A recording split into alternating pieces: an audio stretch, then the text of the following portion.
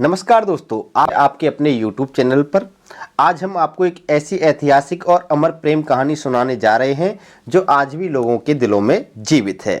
ये कहानी जेठवा और उजली के प्रेम की है। ये सिर्फ एक प्रेम कथा नहीं बल्कि साहस, समर्पण और सच्चे प्रेम की मिसाल है। तो दोस्तों शुरू करते हैं आज की इस कहानी को। इस कहानी में हम पढ़ने वाले हैं जेठवा उजली की प्रेम कहानी। देखिए दोस्तों कि इस प्रेम आख्यान में पोरबंदर की धुमली रियासत के राजा भाण जेठवा के पुत्र मेहा जेठवा और गरीब अमराचारण की पुत्री उजली की कथा है। यानी इस जो प्रेम आख्यान को हम पढ़ रहे हैं इसमें मेहा जेठवा और उजली की कथा आपको देखने को मिलेगी। और इस घटना का समय 1400 से 1500 विक्रम संवत के मध्य माना गया है। यानी जो ये कहानी है ये 1400 से लेकर 1500 विक्रम संवत के मध्य की है। हम देखें कि कहानी का कथानक किस प्रकार है। तो याद रखना कि कहानी का कथानक इस प्रकार है कि यहाँ पे किसकी जगह पे क्या है, इस प्रकार है कि एक दिन बरडे की पहाड़ियों में जबरदस्त आंधी तूफान के साथ मूसलाधार बारिश हुई। यानी बरडे की पहाड़ियों में बरसात ऐसी कि इस तलहटी में अपने पशु चराने आए चारणों के परिवारों के बच्चे सहम गए और अपनी माओं की छातियों से चिपक गए। बूढ़ों को लगा जैसे आज ही काल आ गया हो। क्या औरत, क्या आदमी और क्या बच्चे सब ईश्वर से प्रार्थना करने लगे कि प्रभु अपनी इस प्रकोपी बरसात को वापस ले लो। इन सब के बीच में एक काम चलाओ झोपड़ी में 80 बरस का बूढ़ा अमराचारण अपनी गूदड़ी में दुबका ठिठुरता हुआ माला के मन के फर रहा था। आधी रात का वक्त था।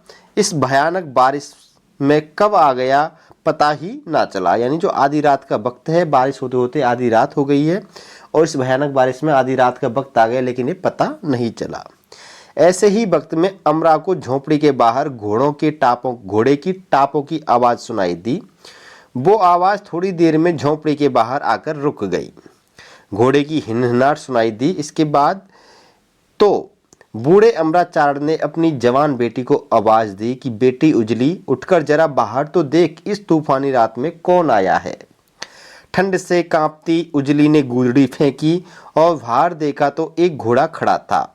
घुड़सवार घोड़े के पांव के पास गठरी हुआ पड़ा था, बिल्कुल अचेत, पानी में तरबदर और आंखें बंद। इसके बाद उजली ने बापू को सारा दृश्य बताया तो बूढ़ा बाप बाहर आया और देखा कि नौजवान घुड़सवार की नाड़ी चल रही है। दोनों बाप बेटी जैसे तैसे कर नौजवान को झोंपड़ी के भीतर लाए। बाप ने बेटी से कहा कि इस नौजवान को बचाना है तो इसका शरीर गर्म करना पड़ेगा, नहीं तो ठंड के मारे बदन अकड़ जाएगा। तो उजली ने बापू से कहा कि गूदड़ी तो एक ही है, बाकी सब बरसात में गीली हो गई हैं।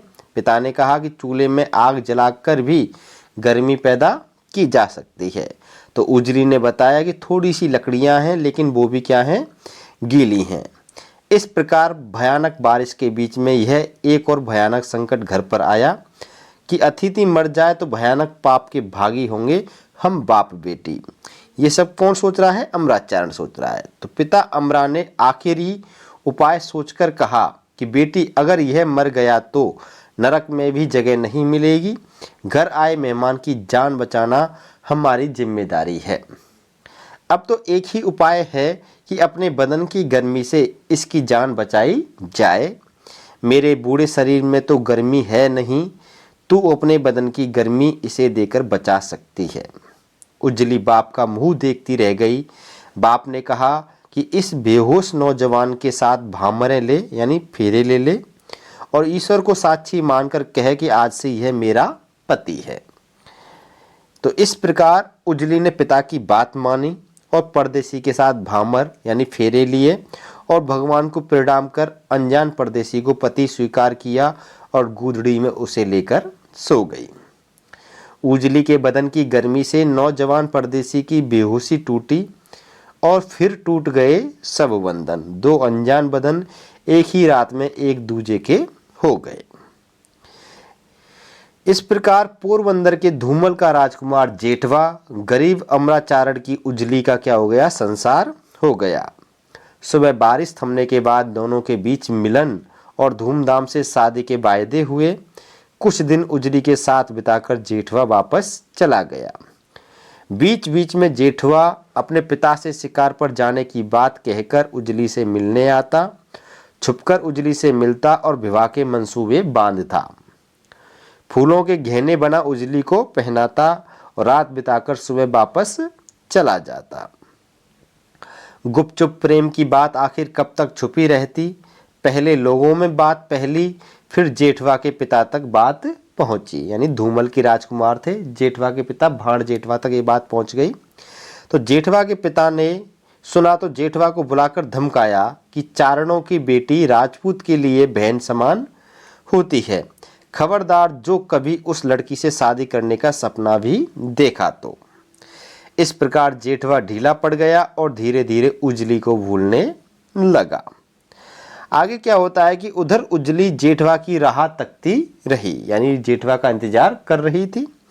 वह सुबह से लेकर शाम तक पोरबंदर की तरफ जाने वाले रास्ते पर जेठवा के घोड़ों की टापों की आवाज सुनने और जेठवा को देखने के लिए बैठी रहती थी।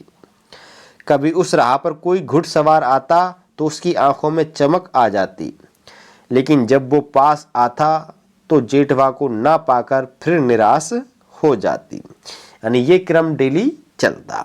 वो जेठवा का इंतजार कर रही है इधर उजली, लेकिन जेठवा नहीं आया। रातों में वो चांद सितारों से जेठवा को लेकर बातें करती थी, लेकिन अब ना तो जेठवा को आना था और ना ही वो आया। अब क्या होता है कि आषाढ़ के बादल फिर से आए और बरसने लगे। उजली के मन पर बरसात की बूंदें अंगारों की तरह पड़ने लगी। बिरहई उजली के दिल में बिरह के गीत गूंजने लगे और वह बिरह के गीतों को गाने लगी। नए नए सोरठे उसने बिरह के रूप में लिखे। तो उजली ने अपने द्वारा जो रचे सोरठे थे बिरह के रूप में, बिरह की जो जितना उसका दुख दर्द था प्रेम में, वो सारा दुख दर्द उसने अपने सोरठों में लिखा। और वो सोरठे किसके पास भेजे? उसने जेठवा के पास भेजे। लेकिन जवाब में जेठवा ने कहला भेजा कि तू चारण की बेटी है, मैं राजपूत, मेरे लिए तू बहन समान, भूल जा मुझे और कर ले किसी चारण से ब्याह। उजली ने जवाब में कहलवाया कि जिससे मन लग जाए वही प्रेम और पति होता है, जात पात का कोई भेद नहीं होता प्रेम में। तो देखिए आगे क्या होता है कि लेकिन जेठवा का जो पत्थर दिल था वो एक भी बात पर पिघला नहीं, बिल्कुल नहीं पिघला, जरा सा भी। उसने उजली को कहला भेजा कि अगर तुझे जात पात की परवाह नहीं है तो मुझसे भी बड़े बड़े राजा हैं, कर ले उनसे ब्याह। इतना सुनते ही उजली के तन और मन में क्या लग गई? आग लग गई। गुस्से से भरी उजली एक दिन निकल पड़ी पैदल ही पोरबंदर की राह। यानी पोरबंदर के लिए उजली एक दिन पैदल ही निकल गई और पोरबंदर यानी पोरबंदर की धूमल रियासत पहुंची और जेठवा के महल के सामने पहुंची। और जेठवा के महल के सामने वह 3 दिन भूखी प्यासी पड़ी रही। तो तीसरे दिन जेठवा ने झरोके से झांकते हुए कहा कि उजली तू किसी चारण के बेटे से शादी कर ले और मुझसे आधा राज ले ले।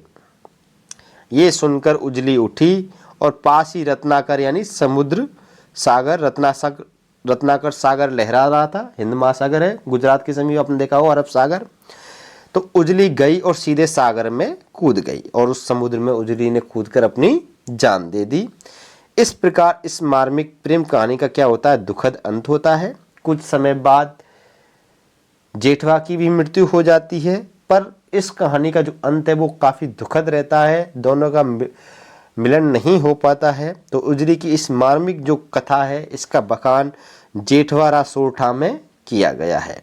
ये थी दोस्तों आज की ये दुखद मार्मिक प्रेम कहानी पसंद आई है तो वीडियो को लाइक करिएगा, शेयर करिएगा। आप हमारे चैनल पर नए हो, चैनल को सब्सक्राइब करिएगा। ऐसे कंटेंट हम आपके लिए लाते रहते हैं। फिर मिलेंगे नेक्स्ट अगली वीडियो में, तब तक के लिए अलविदा, बाय बाय।